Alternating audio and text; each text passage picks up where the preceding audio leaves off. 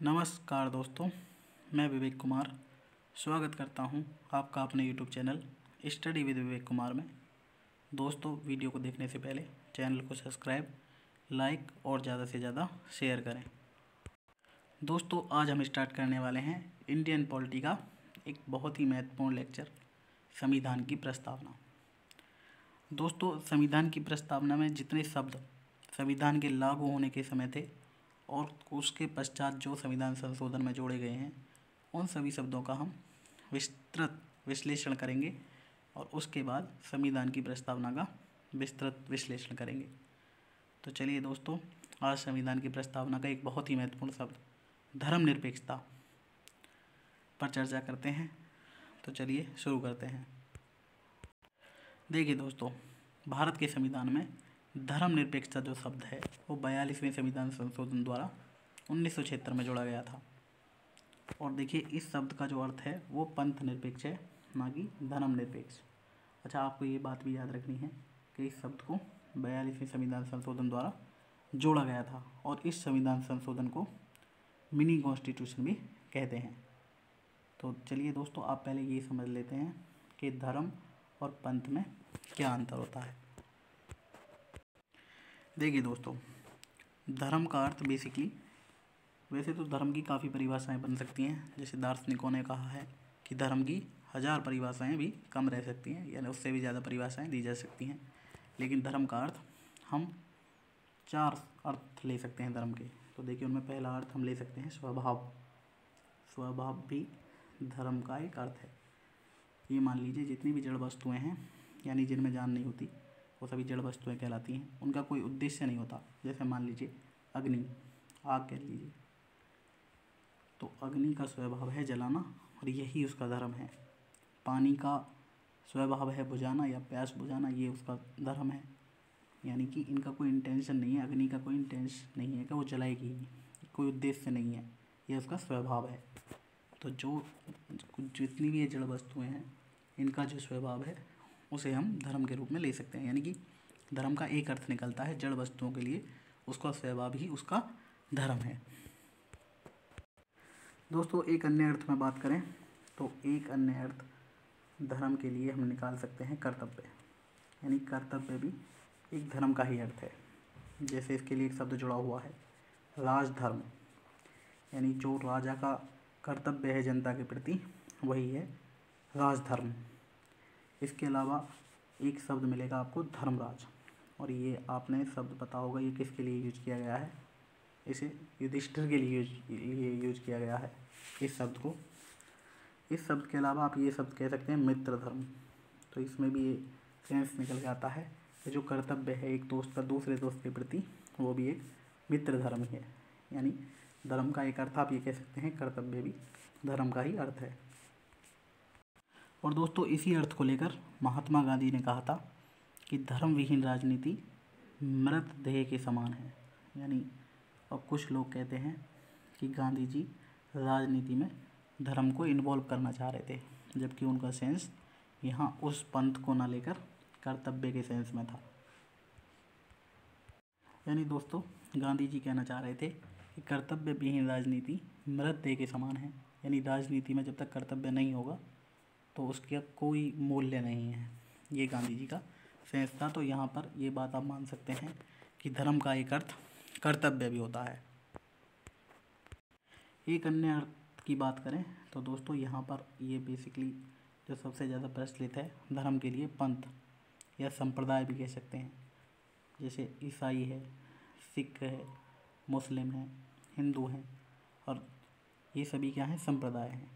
तो एक धर्म का जो अर्थ है वो पंथ के रूप में भी निकलता है, जिनकी अपनी कुछ धारणाएं होती हैं, अलग अलग जीवन शैली होती है।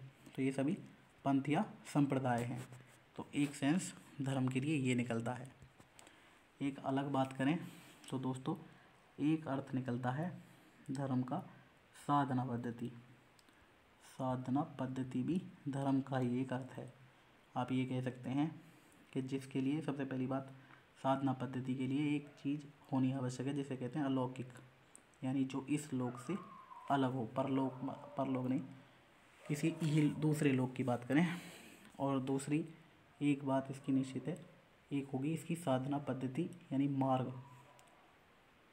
यहाँ तक पहुँचने का, इस अलौकिक चीज़ तक पहुँचने का जो मार्ग है वो साधना पद्धति होगी।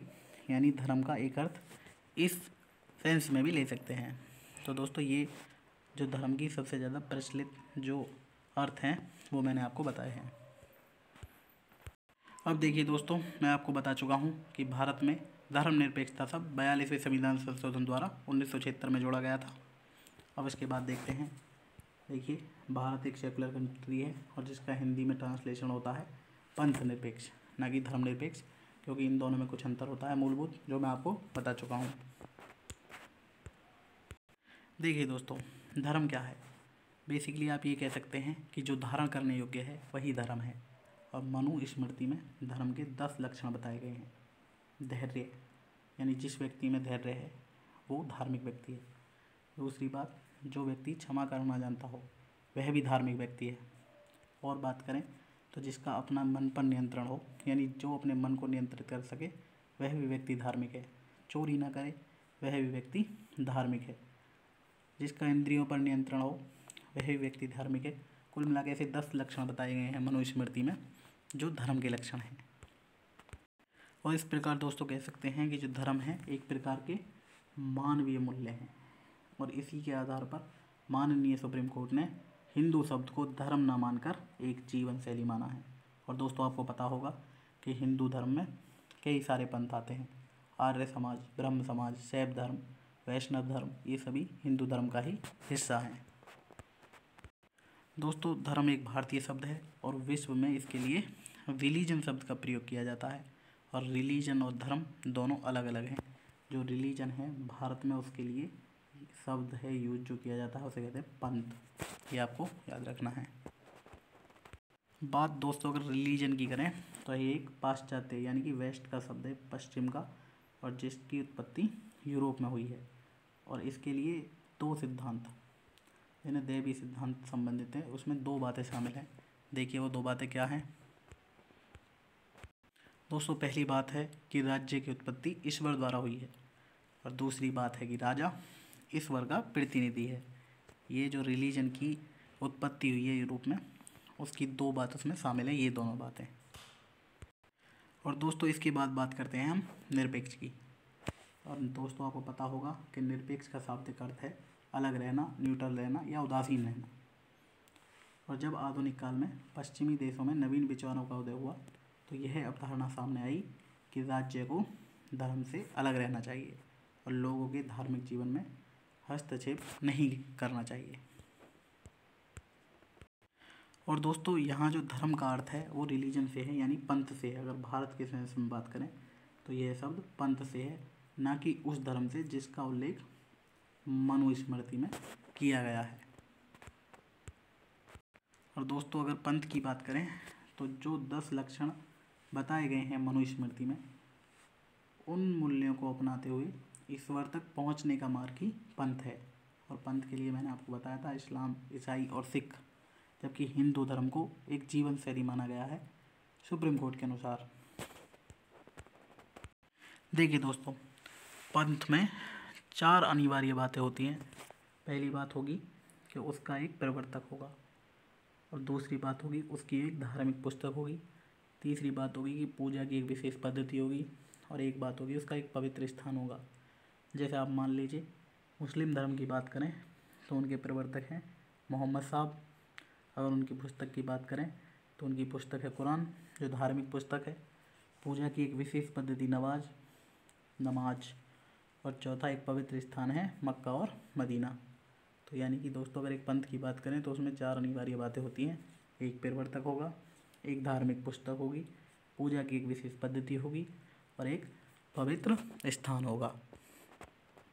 देख लीजिए दोस्तों, जैसे अगर मैं सिख धर्म की बात करूं तो यहाँ पर इनके प्रवर्तक हैं गुरु नानक देव। अगर एक धार्मिक पुस्तक की बात की जाए तो गुरु ग्रंथ साहिब। पूजा की एक विशेष पद्धति है अरदास, और इनका एक पवित्र स्थान है श्री हरमिंदर साहिब। देखिए दोस्तों, अब बात करते हैं कि पंथ निरपेक्ष क्या है। पंथ निरपेक्ष राज्य क्या है? देखिए, ऐसा राज्य जिसका अपना कोई धर्म नहीं होगा। अगर कोई राज्य या कोई देश, यहाँ राज्य से मतलब देश से ही है, अगर कोई देश जिसका अपना एक धर्म होता है उसे कहते हैं धर्मतंत्र राज्य। लेकिन जिसका कोई अपना धर्म नहीं होगा, और ये एक लक्षण होगा पंथ निरपेक्ष होने का। दूसरी बात करें तो सभी धर्मों के प्रति वह समान भाव रखेगा। एक अन्य बात करें तो राज्य धार्मिक आधार पर किसी के साथ भेदभाव नहीं करेगा। और एक बात करें तो राज्य लोगों के धार्मिक जीवन में कोई हस्तक्षेप नहीं करेगा। और भी बात देख सकते हैं, राज्य किसी धर्म विशेष को मानने के लिए लोगों को बाध्य नहीं करेगा। और दोस्तों ये सारी बातें हमारे भारत देश में या भारत देश के संविधान में है। यानी ये कह सकते हैं आप कि जो भारत है वो एक पंथ निरपेक्ष देश है। दोस्तों यहाँ पर आपको एक बात जाननी आवश्यक है कि जो धर्म निरपेक्षता है वो दो प्रकार की होती है। एक होती है पॉजिटिव धर्म निरपेक्षता और एक होती है नेगेटिव धर्म निरपेक्षता। दोस्तों अगर हम इंडिया की बात करें, अपने भारत देश की, तो हमारे भारत देश में पॉजिटिव धर्म निरपेक्षता है। यहाँ हर व्यक्ति को अपने धर्म की अभिव्यक्ति और उसके प्रचार का अधिकार है। लेकिन अगर जितने भी यूरोप के देश की बात करें, एग्जाम्पल के तौर पर फ्रांस को ले लीजिए, तो वहाँ पर नेगेटिव धर्म निरपेक्षता है। वहाँ किसी भी व्यक्ति को अपने धर्म के प्रचार का अधिकार या अपने धर्म की अभिव्यक्ति का कोई अधिकार नहीं है। यानी वो कोई भी ऐसी चीज़ धारण नहीं कर सकता जिससे ये शो हो कि वह इस धर्म का व्यक्ति है। तो ये भी आपको याद रखना है कि धर्म निरपेक्षता भी दो प्रकार की होती है, पॉजिटिव और नेगेटिव। दोस्तों तो धर्म निरपेक्षता से संबंधित जितनी भी सारी बातें हैं मैं आपको बता चुका हूँ, या जितने भी इम्पोर्टेंट फैक्ट्स हैं मैं आपको बता चुका हूँ। और दोस्तों उम्मीद है कि आपकी सब ये वीडियो आपको अच्छी लगी होगी। दोस्तों वीडियो अच्छी लगी तो चैनल को सब्सक्राइब, वीडियो को लाइक और ज़्यादा से ज़्यादा शेयर करें। धन्यवाद।